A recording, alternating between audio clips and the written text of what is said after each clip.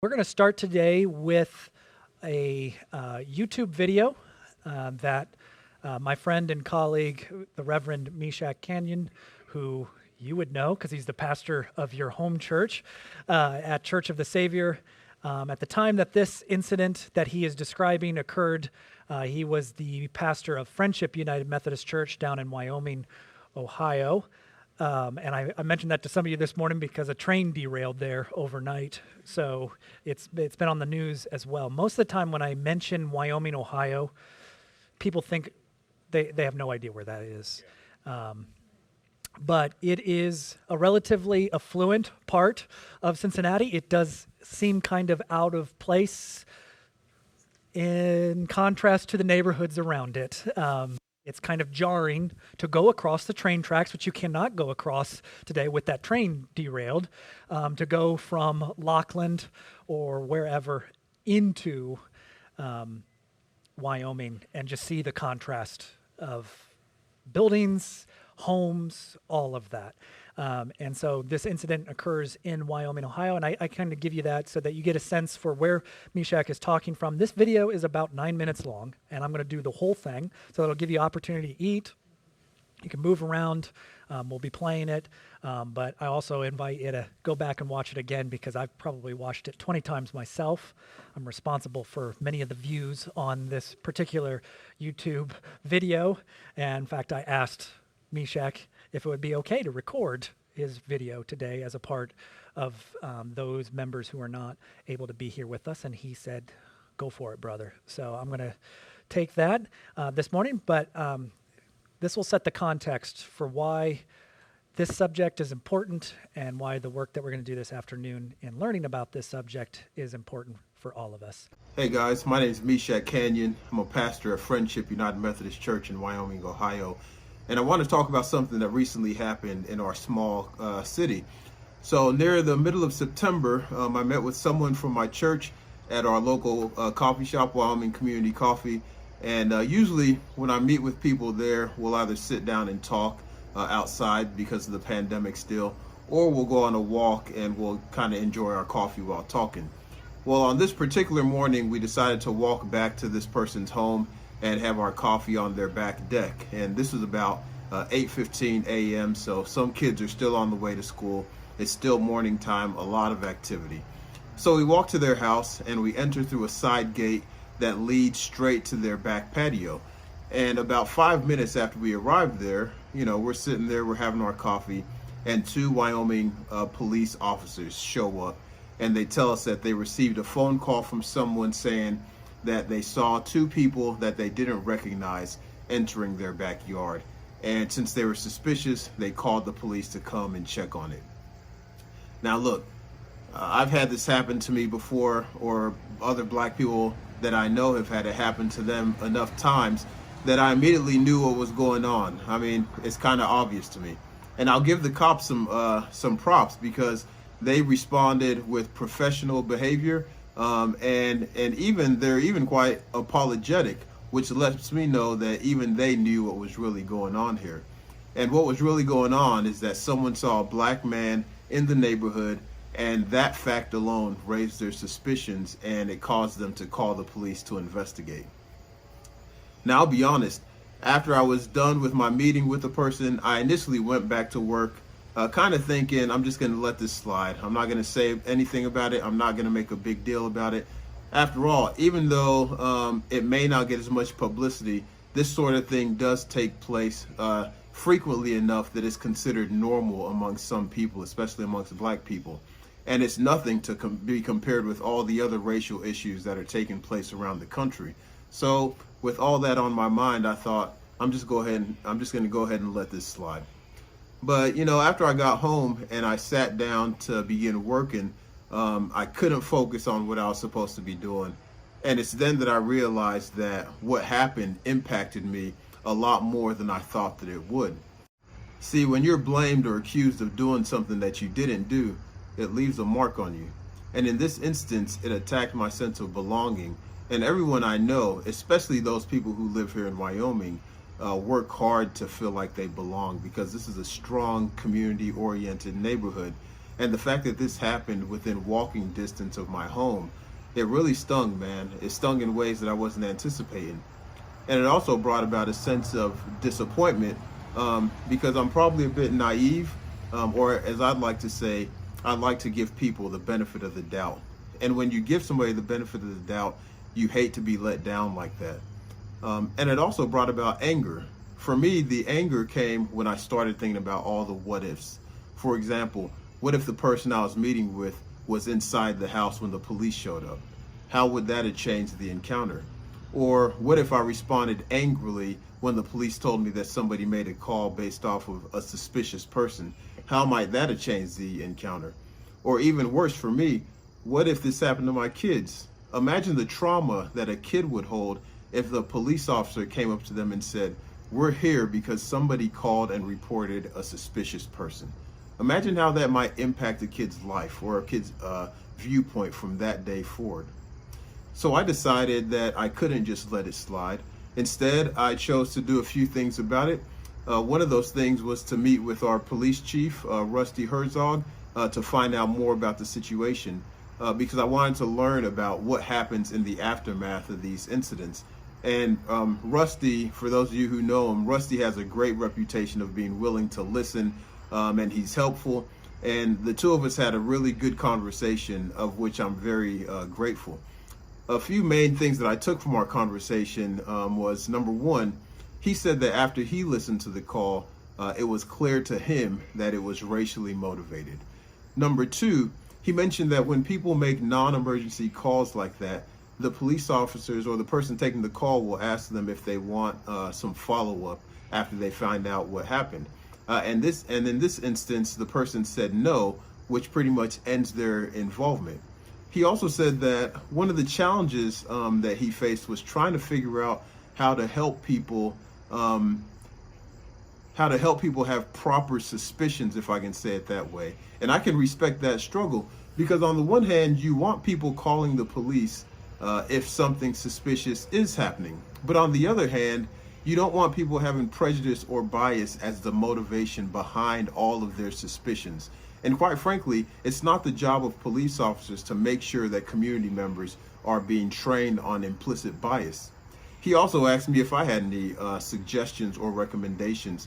And I told him that I think when someone calls the police on someone else, whether it's an emergency or not, there should be mandatory feedback to close the communication loop. That means some way of saying, "Thank you so much, you helped prevent a crime from taking place," or some sort of statement that lets the caller know that their suspicions were false. Something like, "Hey, we received a phone call from you because you were suspicious of some people in the neighborhood, but after our investigation, we discovered that it was a homeowner and a guest drinking coffee while having a good conversation." The reason for this suggestion is because the person calling the police has to bear the responsibility of that call. Because calling the police, in most cases, will have an impact on the person or persons for whom the call was made, whether it's founded on valid or invalid suspicions. And those who call based off of invalid suspicions and prejudicial biases should, at the very least, be aware that they were wrong, and the fact that because they're wrong, they made an innocent person have a traumatic experience based off of their biases. That may at least give them some time to question why it is that they were suspicious in the first place. Now, I understand that it may not be the police officer's place to close that communication loop with people who call to report things. That may add a bunch of work to officers who are already engaged in police work. But the fact of the matter is, when police investigate situations that are based off of racial biases, that's also a waste of their time and a waste of taxpayer money. For example, Rusty mentioned the See Something, Say Something campaign that began in America after the terrorist events of 9/11. That campaign encouraged a lot of people to call into police departments whenever they saw something suspicious. But the problem is that it jumps right from what one sees to the action that one takes. It doesn't help a person ask the question, why do I see things the way that I see them? Because something may be suspicious to you, not because it's actually suspicious, but because you've been taught to be suspicious of certain things.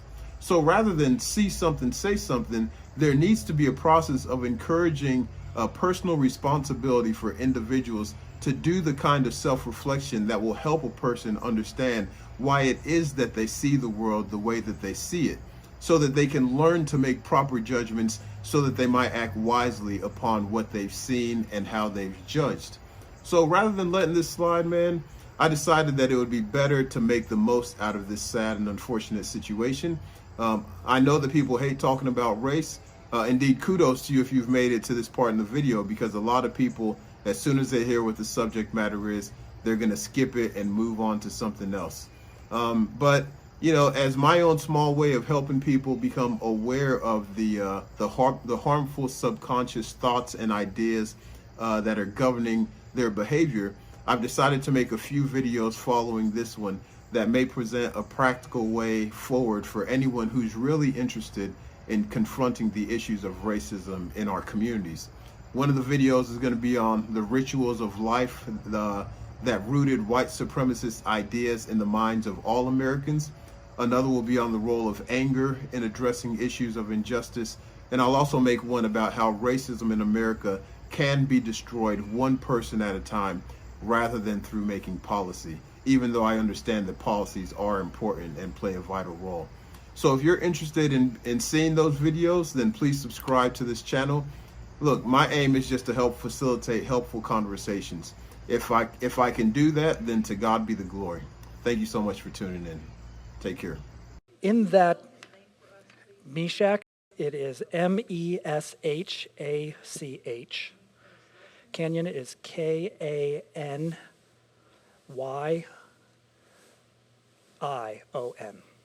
I had to visualize it in my head. When Meshach first recorded this video detailing the incident, I had texted him, mainly because as a friend and colleague, but also as a pastor who served with him at Friendship UMC for a few years, I wanted to share my sorrow with him, but also my gratitude that he was taking the time to make these videos and to speak out on this incident and issues of racism and white supremacy. Because just a few months earlier in 2020, what happened in May of 2020? George Floyd. So this was right after that. As you know, George Floyd was murdered by a white police officer in Minneapolis, Minnesota. And so his death, George Floyd's death, lit a fire in the United States regarding race, police brutality, violence against indigenous, black people, and it obviously ignited a lot of white supremacy as well that was going on at the time. And so Meshach's video and others that he released, and I would encourage you to watch them, they're very beneficial, are answering this question. This question actually formed the paper that I wrote, and this is really going to be a summary of it. I'm not going to read my whole paper. There's sections of it that I'll read, but a lot of it's not appropriate for a session like this. It would just take forever. But that really guided this work that I did in this class, but it also did guide a lot of the work I did that year of 2020. If you remember, if we're all shut down, like you remember what happened when George Floyd was murdered, everything that happened at that time. It seems crazy to think all that happened in that year. But this question, why do I see things the way I see them, is an important one. It haunted me in particular. I vaguely understood at that particular moment when Meshach released this video that the problem ran deeper than I thought or expected.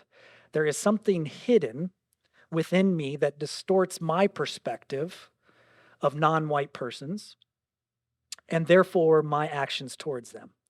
This is true of all white people in the Western world. We live with what Willie James Jennings calls a diseased social imagination. And this imagination shapes how we image other humans, particularly historically marginalized and oppressed populations. This diseased social imagination exists as much inside the church as it does outside of it. And I'll be quoting from this book, later in this the afternoon session, but in Robert P. Jones's book, White Too Long, he says that if you wanted to recruit people for some white supremacist group, you would have better luck standing outside of a church than you would a coffee shop, statistically speaking, based on he comes up with a statistical method called the racial or racism index, which measures these types of things based on people's perspectives. And so this disease social imagination is one that conditions us and the way that we view things. It makes us jump from what Meshach was describing of seeing something and doing something without asking the question, why do I see things the way I see things in the first place? And to be aware of that. And so today I'm going to be kind of helping us answer that question of why we see things the way we see things. And to assist with that, in his book, The Color of Compromise, Jamar Tisby answers the question of what do we do about racial justice or injustice by proposing 3 anti-racist actions, which he abbreviates to ARC: awareness, relationships, and commitment. Today, I'm just going to focus on the first letter because I think that's where the work needs to be done, particularly on behalf of the church, in describing why we see things the way we see things. It doesn't diminish the work of relationships and commitment, but it does force us to pause and do a better job of increasing our awareness, which is the hardest work to do. It's a lifelong work.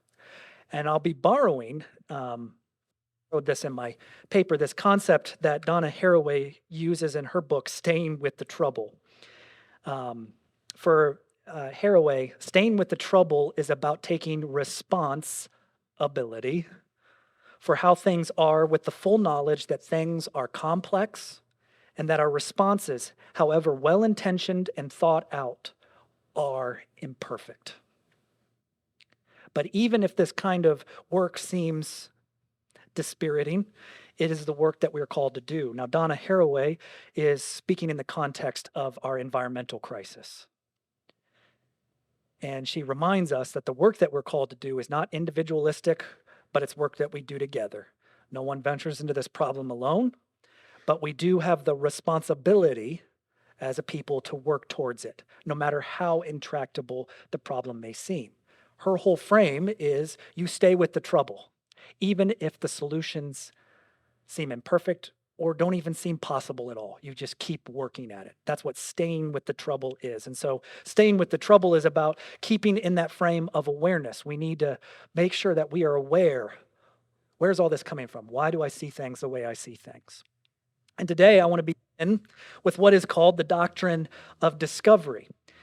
And the doctrine of discovery, I claim, is the fruit of Christendom. Christendom goes all the way back to when the church and empire merged together. And this unholy marriage caused a lot. It didn't cause directly the doctrine of discovery or slavery or racism or anything else to come about, but it had an integral role in basically laying the foundation for all this work to be done. So the legacy of the doctrine of discovery is not just limited to the far reaches of the past and historical memory. It continues to be a lived legacy, finding expression in the form of American patriotism, American exceptionalism, and most recently, Christian nationalism. In their book, Unsettling Truths, the ongoing dehumanizing legacy of the doctrine of discovery, Mark Charles and Sunchan Ra tell the story of the doctrine of discovery from its development in the 15th and 16th centuries all the way to the present. This isn't just something that was written long ago and no longer has relevance. It continues to reverberate from that moment. The telling of this history demonstrates that the church was one of the generative forces shaping how this doctrine was conceived and implemented. And understanding the role of the church in this process of conceiving, imagining, approving, and participating in the enslavement and displacement of non-European peoples helps us, I think, to stay with the trouble and to confront the ongoing role of white supremacy, both inside and outside the church. So Charles and Ra begin their survey of the doctrine of discovery by noting the rise of Christendom in the 4th century under Emperor Constantine.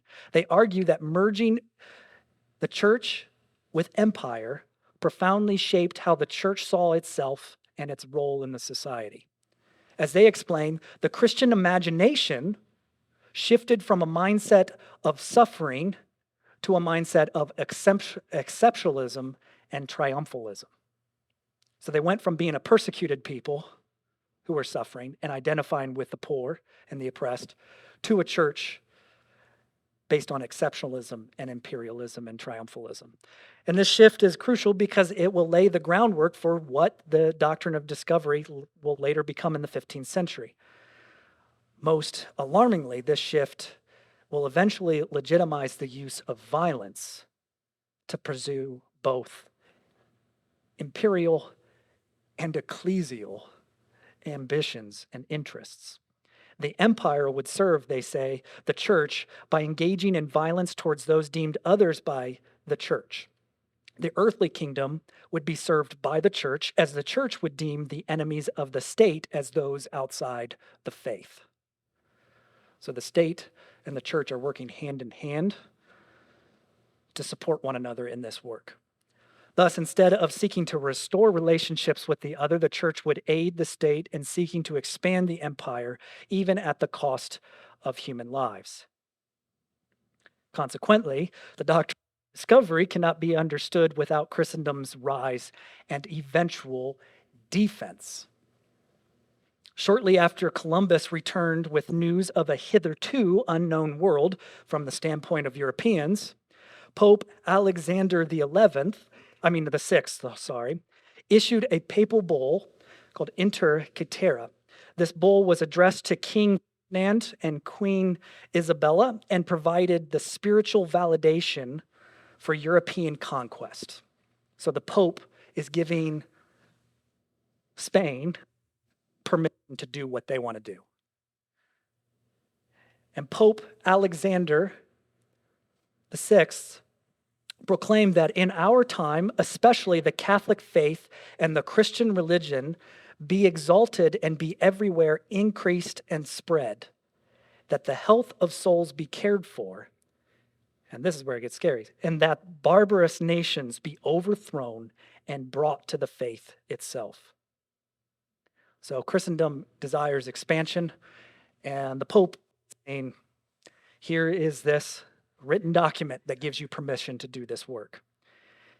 In maintaining that any nation or explorer had divine permission to take possession of land it discovered and control the lives of others in service to its ambitions, the doctrine of discovery set the stage for centuries of terror and trauma in the name of God.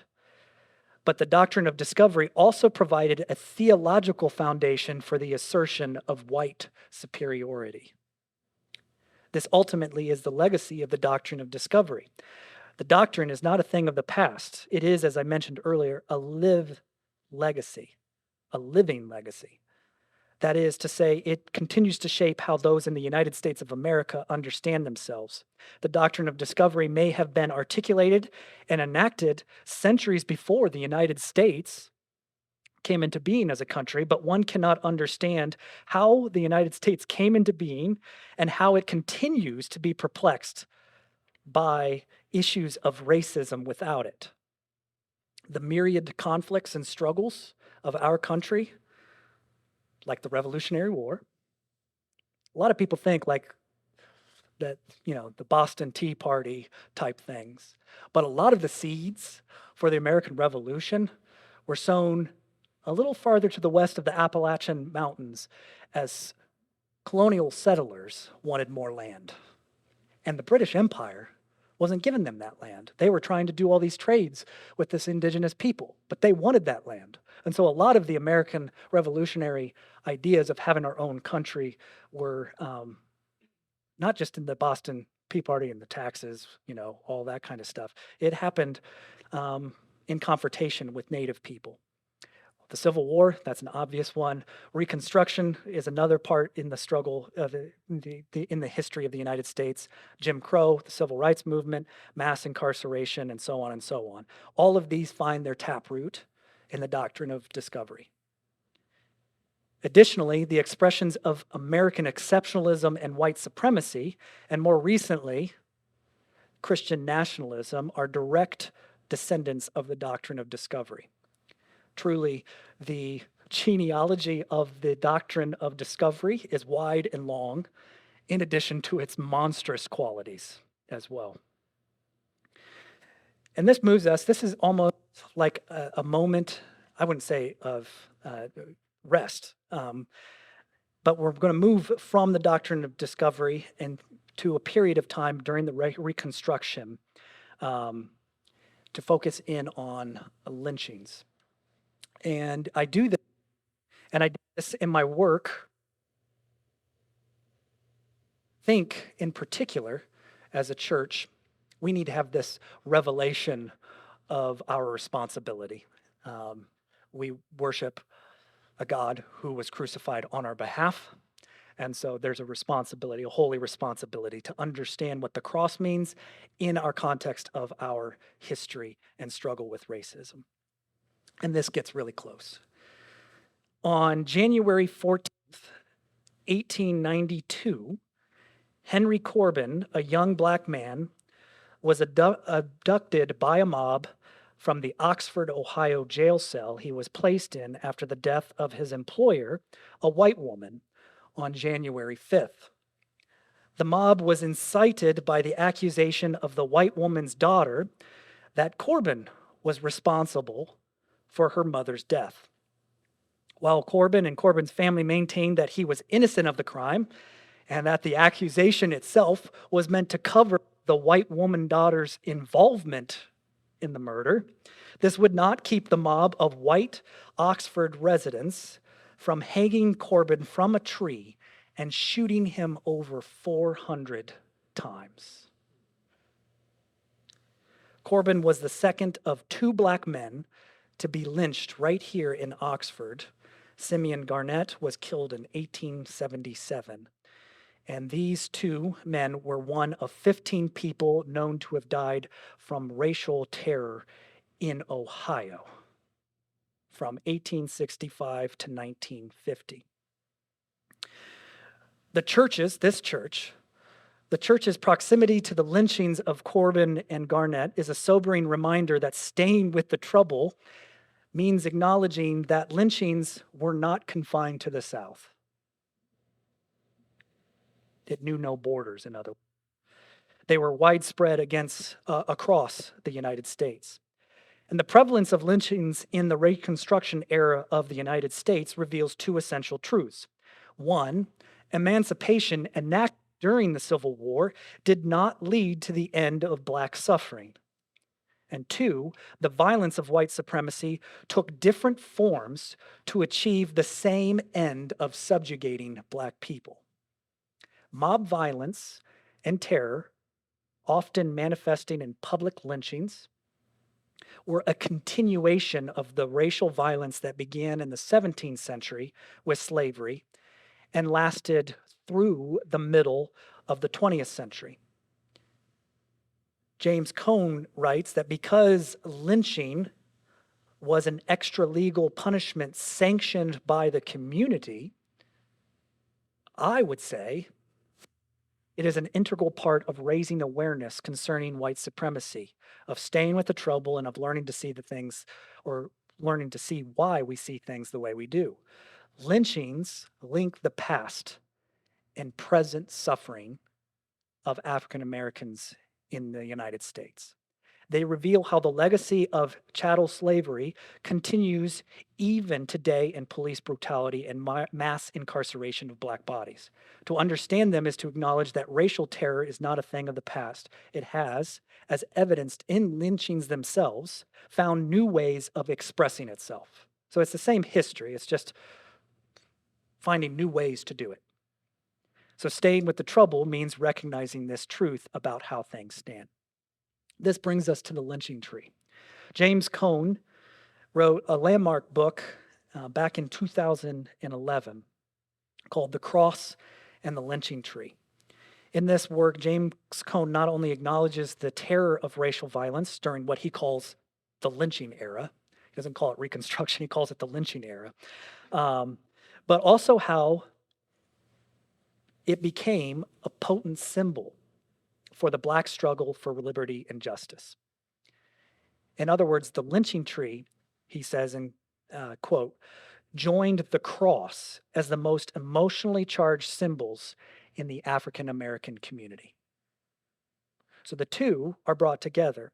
And he continues, both the cross and the lynching tree represented the worst in human beings, and at the same time, this unquenchable thirst for life that refuses to let the worst define our final meaning. As Cone argues, and he, in bringing the cross and the lynching tree together, what Cone is arguing is that we cannot truly understand the cross if we do not understand what the lynching tree is, because they're both the same things.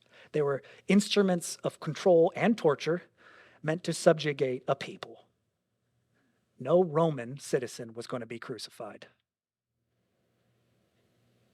But those immigrants, those Jewish people, they can be crucified because they're not like us.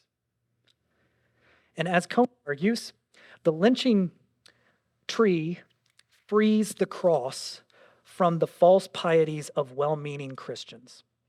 When we see the crucifixion as a first century lynching, we are confronted by the reenactment of Christ's suffering and the blood-soaked history of African Americans. Thus, the lynching tree reveals, and that's where I'm coming from with my apocalyptic, that's what apocalypse mean is reveal. The lynching tree reveals the true religious meaning of the cross for American Christians. This is what I mean when I say the nature and reality of lynching should produce an apocalyptic moment for us as Christians, because it simultaneously reveals the roots of the lynching tree in racial terror, and it reveals our current responsibility as those who worship the crucified Christ to acknowledge the reality of suffering around us. But to acknowledge the reality of suffering around us means that we have to learn to see white supremacy. It is a terrifying question, but it is a necessary one. The members of Oxford Methodist Church present for the lynchings of Henry Corbin and Simeon Garnett when they took place. Perhaps we should follow that question up with a more disturbing one. Were any of the members of Oxford Methodist Church participants in the lynchings of Garnett and Corbin? Considering the proximity of the church to where the lynchings occurred, just think the spires were there to see it. We have to know that somebody was aware of it. And even if no members attended either of those lynchings or participated in them, one must wonder what this church's response was. Were these events addressed from the pulpit? Did the members discuss the lynchings with one another? I actually want to ask Jenny Presnell some of their questions in our archives to see if there's anything there. How did they reconcile these events with the method of teaching as articulated in the first of the 3 general rules to do no harm, which includes, among other things, slaveholding, or at least it did originally, and it got back in there, but there was a time where that part was deleted for obvious reasons in our country's history. But it also included fighting, quarreling, and doing to others as we would not they do unto us. Or was the subject completely ignored, and did they choose silence? I'm not going to answer those questions, but I think they're ones that are worthy for us to think about. As James Baldwin prophetically exclaimed, I will flatly say that the bulk of this country's white population impresses me and has so impressed me for a very long time as being beyond any conceivable hope for moral rehabilitation.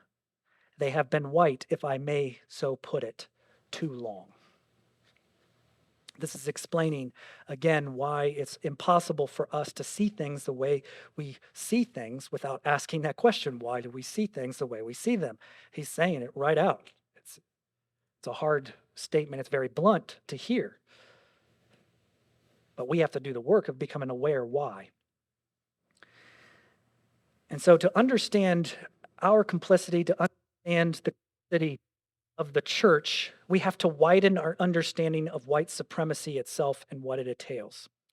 The all too common way to understand white supremacy is to narrow its application. That is, to use it only for those who blatantly and violently act out against non white and marginalized communities. This narrowing of the application of white supremacy to only those like the KKK, as Robert Jones will say, functions to soothe rather than trouble most white consciences. For this reason, Robert Jones expands the meaning of white supremacy to include, and I quote, the continued prevalence of the idea that white people are superior to or more valuable than Black and other non white people. End quote. While many white people would be hesitant to admit such beliefs aloud, they nonetheless are the lived realities of white people who continue to benefit from white supremacy and blithely ignore its effects on the lives of Black and other non-white people.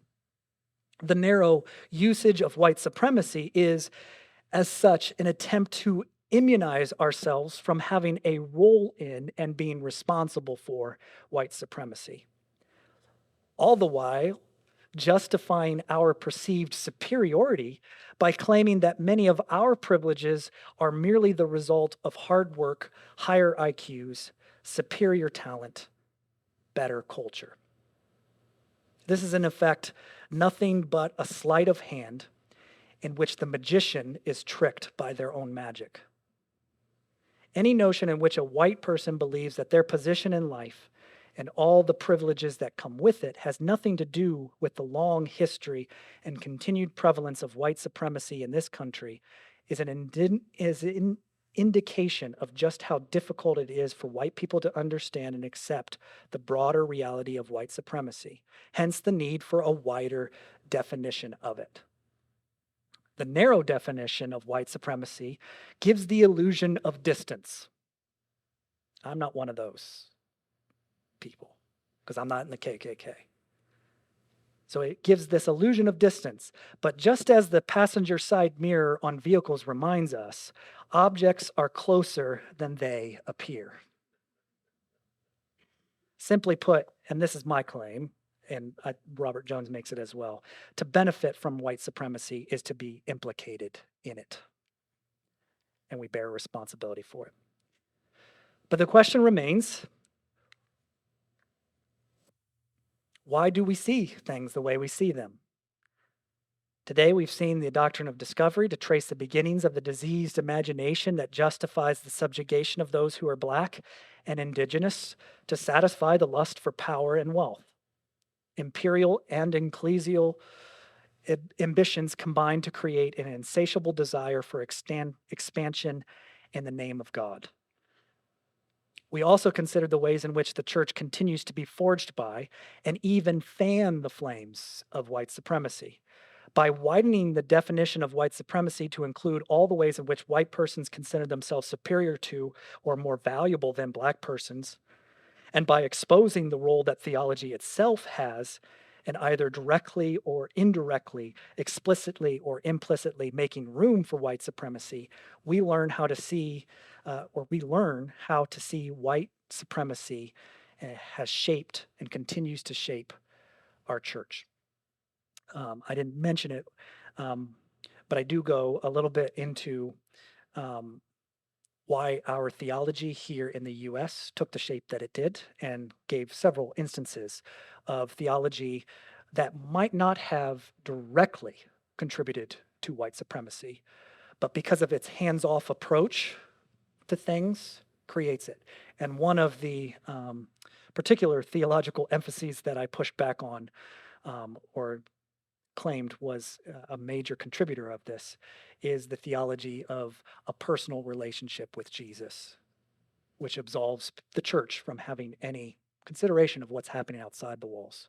Because this, hey, Christianity is just about a personal relationship with Jesus. What happens on that tree out there where people are lynched doesn't matter to me. And so the church, by not taking a position, even just saying nothing, just being silent, is contributing to fan the flames of white supremacy. By widening the definition of white supremacy to include all the ways in which white persons consider themselves superior to or more valuable than black persons, and by exposing that role, and I'm quoting this again, that theology itself has in either directly or indirectly, explicitly or implicitly making room for white supremacy, we learn to see how white supremacy has shaped and continues to shape ecclesial structures. I want to end with a final note on lynchings and their linkage with the cross. A little earlier, I made the claim that through learning about lynchings, the church can have its apocalyptic moment, or I want it to have an apocalyptic moment, both in uncovering the terrifying reality of this menacing form of racial violence and also the church's complicity in either supporting it or standing by silently. But the specific linkage with the cross of Christ, as suggested by Cone, I think makes it possible for this moment to become an apocalyptic moment for the church. My use of possible here is intentional because we must remember that many people indeed did see lynchings take place, either in person, through a newspaper, or even a postcard sent to them by a relative. White men, women, and children saw black men, women, and children lynched, and yet no apocalyptic moment occurred. No light penetrated the darkness of their hearts and minds. On the one hand, this is why staying with the trouble is essential in helping raise awareness of racial injustice and the complicity of the church. Staying with the trouble is the work of those who know there is always more work to be done. On the other hand, in linking lynchings with the cross, Cone has suggested a path that I do believe leads us to an apocalyptic moment, if we're willing to receive it. The Gospel of Mark records that when Christ breathed his last, the temple curtain was rent in two. This event is inexplicable. A lot of Bible scholars are like, why did that happen? What's the relevance of that? And so it is inexplicable. But what we can say is that what was before is now no longer. What was once whole has now been rent apart. The death of Christ was apocalyptic, opening a new reality and a new future. Perhaps in viewing the cross from the lynchings of black men, women, and children, our hearts too will be rent in two. And what emerges as a new reality and a new future. That would be our apocalyptic moment. Until then, our task is clear. Stay with the trouble. And so, the Q and A, this is the most important part of this, because I know I just threw a lot at you, and some of that might have made sense and some of it might not have. And so I wanted to hear just any questions or comments that you wanted to make all the way from Meshach's video to the end as well. I just wanted to thank you for describing the broadening of the definition of white supremacy. I think that's very important because it really is easy to distance yourself from that group of people. And something that has also helped me going beyond considering white people superior or, in some way better, is to think about the language that we use in considering white normal. So just that white is the norm, that is a racist thought. And so I didn't realize it until fairly recently that just comments that I make or hear normalize whiteness. And it's not that it's saying we're better, but because it's normalized, that is a way of making it superior. And then the other thing decision that I've made, a few years back, was just to accept that I breathe in racism and that I have racism within my way of having learned things and interpreted things. And so just to say, yes, Mhm. I am racist, not a racist, but that is there within me. And I know that it's something that I'll always have to look at, examine, and confront and overturn. Yeah. Yeah, that awareness is self-awareness too.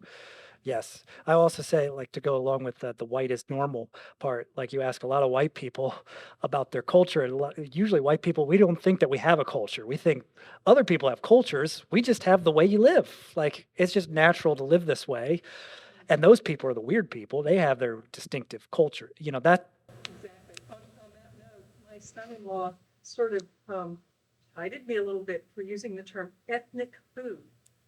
I asked him, what kind of ethnic foods do you all like? Because there are some great restaurants in Chicago. And he just kind of looked at me like, well, hot dogs are ethnic food. Yes. Yes. Just don't put ketchup on those hot dogs. I'm a little concerned because we keep talking about black, et cetera, et cetera. What about the Chinese and the things that we've done? What about the Native American and the things we have done? What about the Jewish folk and what we have done, et cetera, et cetera, et cetera, et cetera? Think of the words in our language. Chink, wop, redskin. Think of all those kinds of words. And there are many, many besides nigger. Any other?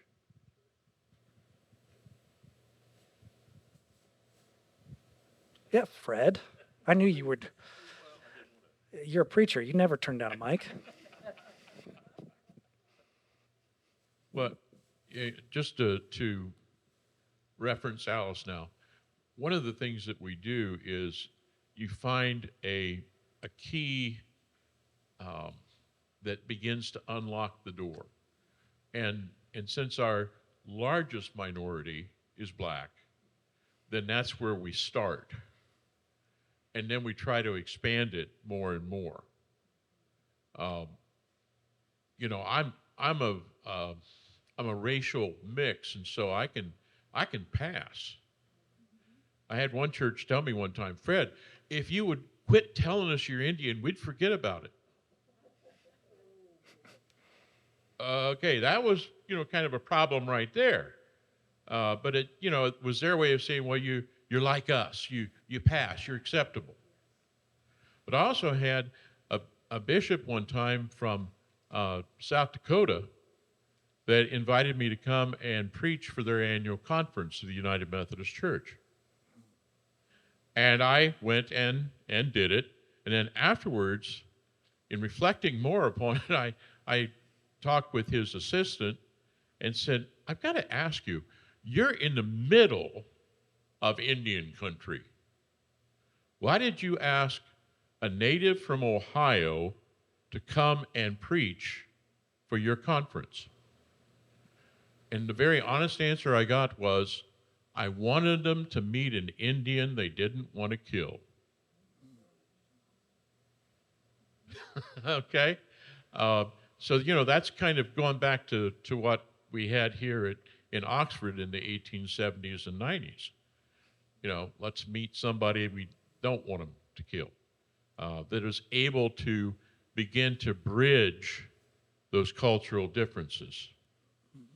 And what it takes to do that, at least has been in my case, I took my own cultural identity and teachings that I was presented to this world as a gift. And you were talking about that this morning. And that's self-love. If you understand that you are presented to this world as a gift, it changes how you think of yourself, for one thing. That means, okay, then how God thinks about me is what's important, not how all these other people think of me. But it also does something else to you. That means if I believe God created all, that whenever I meet another human being, I am meeting another gift. And it is meant to be reciprocal.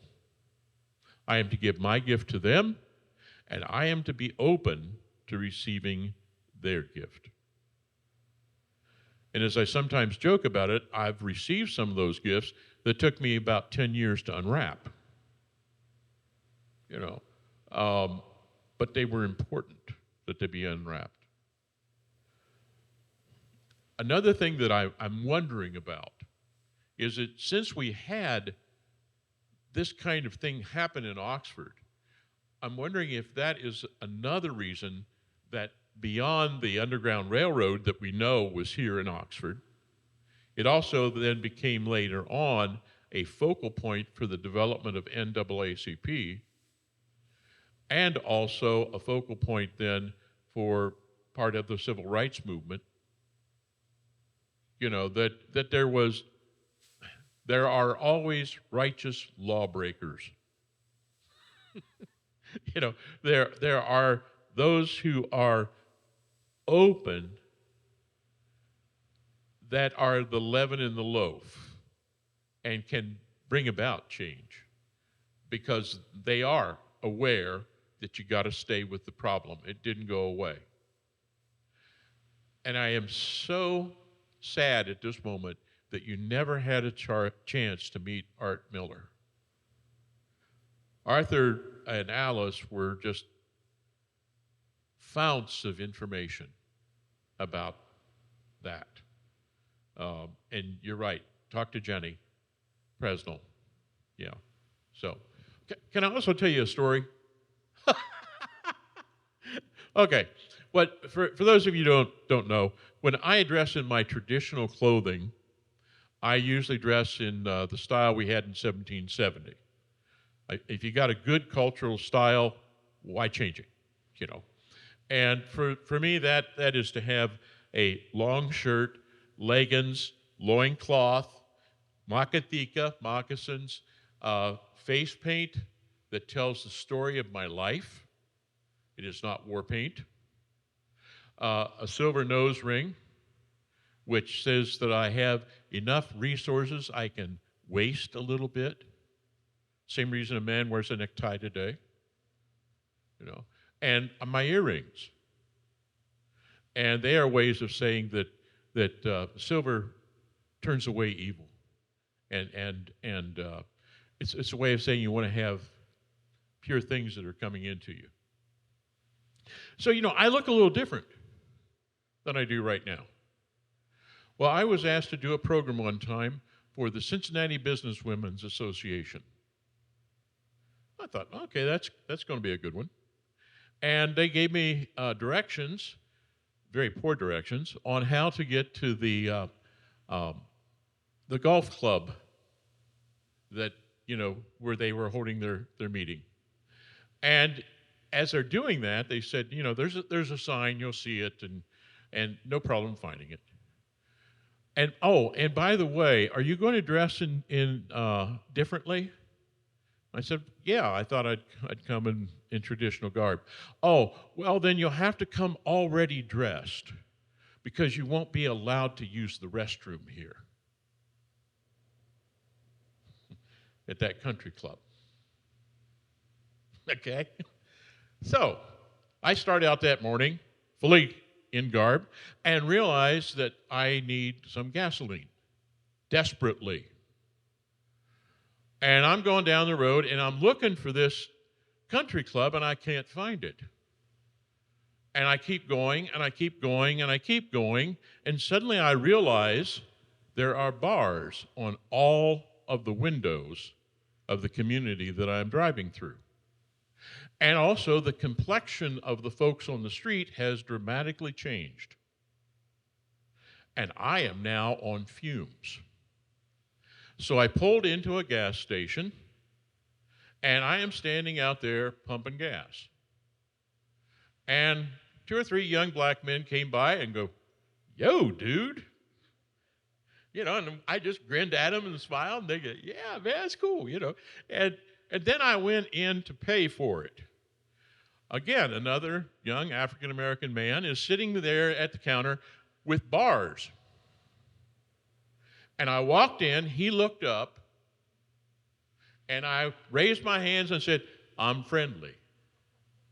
And he looked back at me and said, "Oh, Lord, I hope so." And about that time, I said, "I'm lost." "Oh, I can see that." And I started in telling him about what I was going to do. And did he know where such and such country club was? You think I'm going to know that? Well, no, you aren't. And before long, he and I both were in hysterics, just having the best time, about how crazy this was. And when I left there, I left a friend behind me. I did not laugh with a single one of those women. That's true. Any other questions, comments, stories? What about the RC part? Relationships and you can buy his book. I think we have it, The Color of Compromise. He gives a lot of, now some of it's going to be dated because one of the parts of C, I think it's C. Well, it falls into one of the categories of suggested practices within each of those categories, was making Juneteenth national holiday. And that has since, yes. Oh, yeah, and he does have a video series. Jamar Tisby. Mhm. Jemar. And we're seeing that kind of change too, with Columbus Day becoming Indigenous. Day. Mhm. But there's still a great deal of conflict about that. Yes, as I wrote in, Mark Charles, who wrote The Unsettling Truth, is also Native, and he gets himself in trouble a lot, like, because he goes to those demonstrations and picks on it. And his phrase is, you can't discover land that's already inhabited. And I did put that in my Friday update, but yeah. Katie, did you have something, or you just? Well, I saw your hand first. Sorry. So, hi, I'm Socorro. I'm one of the college students here. What? Oh, yeah, sorry. I'm one of the college students here. So, someone, I forget who mentioned earlier how it's not just black people who are the only marginalized people in the U.S. So, I'm Hispanic. That being said, I don't have the stereotypical look for it that a lot of people associate with being Hispanic, and so a lot of the times when I introduce myself, my name, Socorro, very clearly not Sarah or Stephanie or something like that. A lot of the times I'll get a lot of looks and just oh, what? And so I've had people straight up just go, "Ooh, it's kind of ethnic." I've had people go to me and say, "Oh, do you have a nickname?" Right off the bat, right after I introduce myself.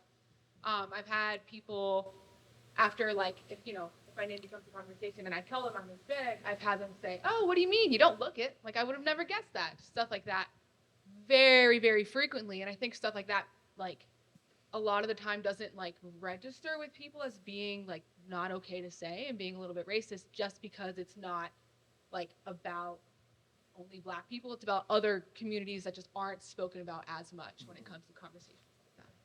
So. Thank you. Pastor Katie, campus pastor. Some of you might know that I'm also a hospital chaplain. And so last week I had to do a mandatory training because we are as chaplains, we're part of what they call the BART team. If there's a behavioral or an unruly patient or family member, we might get called, and we're part of that response team. And I really appreciated the nurse who'd been in the system for 30 some years, who led this training, because he's an African American man and really came from what I would call a cultural humility and diversity standpoint, even though we were talking about behavioral things. And so one of the first things he did that day was ask somebody to look up the word ancient and give us the definition of ancient, which we would think of something that's happened a long time ago, right? And as we're going through the class, he ended, or toward the end, gave us a quiz. And so this was even surprising to me. And I like to think I'm pretty up to date on history and pay attention to things. But does anyone know when the last high school was desegregated in the United States by court order? 2016. Cleveland High School in Mississippi. And so, as we were talking about being a magnet institution and where they're recruiting staff members from, if you have a new nurse who graduated from that school and came to college up here and got hired, I really appreciated that, because I have more than one story where I have left the hospital on a day where I think the most important thing I did, my biggest ministry today, was to prevent a staff member from calling security on a family of color. Usually because they're in deep grief. One of the things I remember doing in Canoga Park was going to hear a speech by Dr. Martin Luther King Jr. in about the year 1960. And so it was unfortunate. It was one of those terribly cold days in the San Fernando Valley where there was snow in the rain. And some of you probably have seen that in this area on occasion, where it's sort of warmed up and you get the rain, and then you also have snow inside that from higher clouds and all. But in any event, I'll tell more people about this at some time if they're interested. But, it was one of those things where there was a lot of disappointment because there were very few people there, because Martin Luther King Jr. wasn't one of those big draws that make it so you get there. So in any event, well, of course, another way of saying it was the folks were frightened very much by snow and the rain, thinking that it could be very slippery, and it was mildly. So that was that. But I also spent some time in 1965 when I was teaching at Tuskegee Black Institute in Alabama. And one of the things that, I've noticed here is we have a lot of ladies in the audience. So one of the things I observed that was really good in that Southern community was, in fact, actually, everybody knew I was teaching at the university. But what did happen was, when I'd been in the grocery store, nobody paid any attention to me. And so what I observed was the white women and the black women were having conversations about their families. And I thought, hey, that's really good. A little later, what I saw was a group of whites and blacks trying to integrate the Methodist Church, which I had attended, slipped in the back, was there. But the basically the chair of the, how do I want to say it? He was one of the head people in the Methodist Church, not the preacher, because when that group came, there was about 100 whites and blacks together marching, coming into the church. And rather than welcoming us, this man came out and said, "You folks are not welcome here, and you can't attend."